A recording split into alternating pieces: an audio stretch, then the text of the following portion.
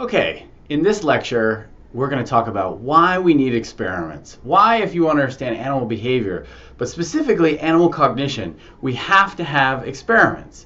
And the short version the answer to that question is we need experiments because cognition is about the internal processes inside an animal's mind, including humans. The only way we can see inside the mind of an animal is to do experiments to see how they're actually thinking or how they're feeling when they're solving problems.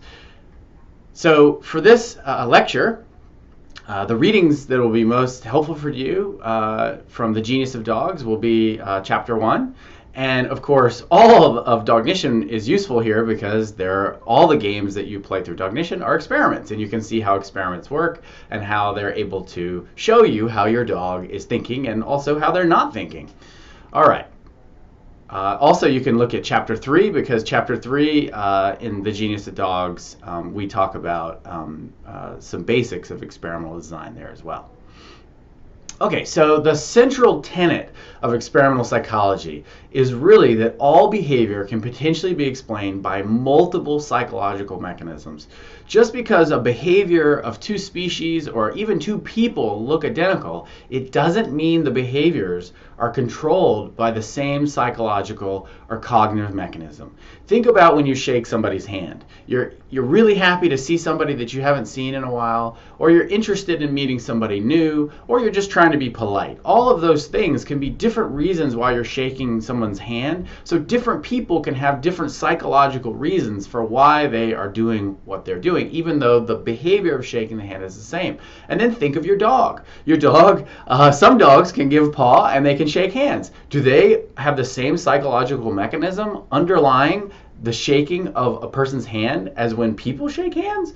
Are they excited to see you? Are they interested in meeting a new person? Or is it that they know that when they shake hands that you might scratch them, that they might get a nice social or even food reward?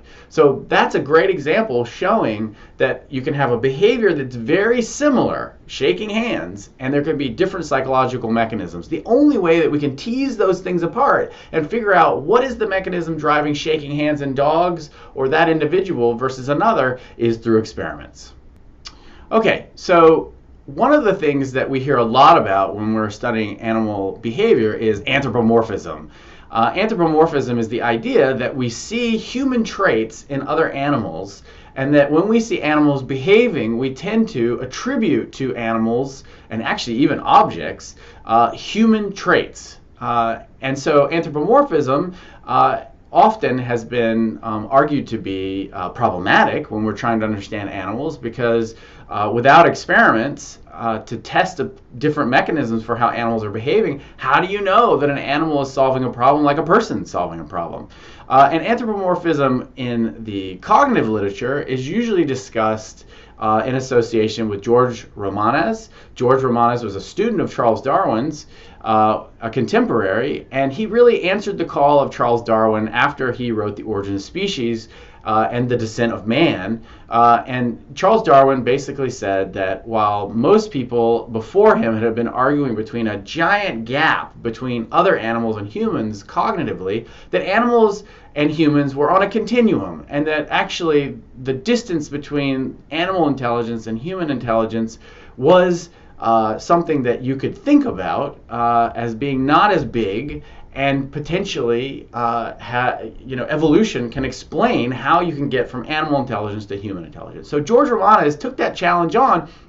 He collected a number of stories about how animals solve problems from different experts and then just people that he had met. And he collected it in the first book, really, on animal intelligence, called Animal Intelligence.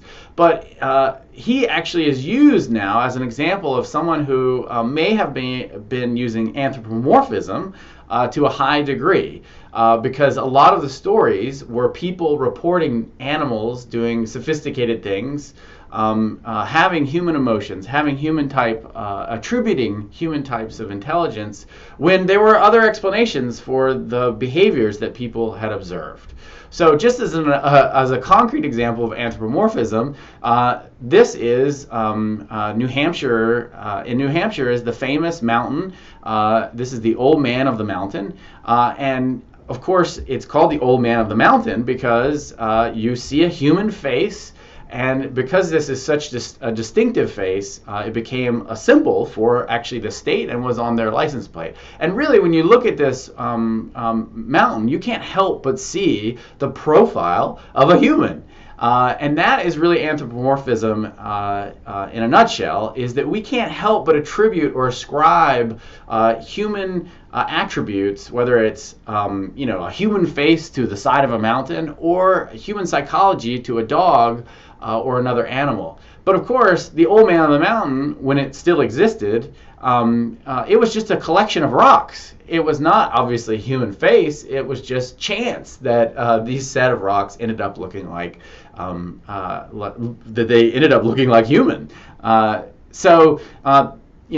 One of the reasons why we need experiments is to challenge our attribution of human traits to animals as explanations of their behavior, and to help us understand what their psychology really is, and not just say that animals are little people, but really understand what are the different types of intelligence they really have.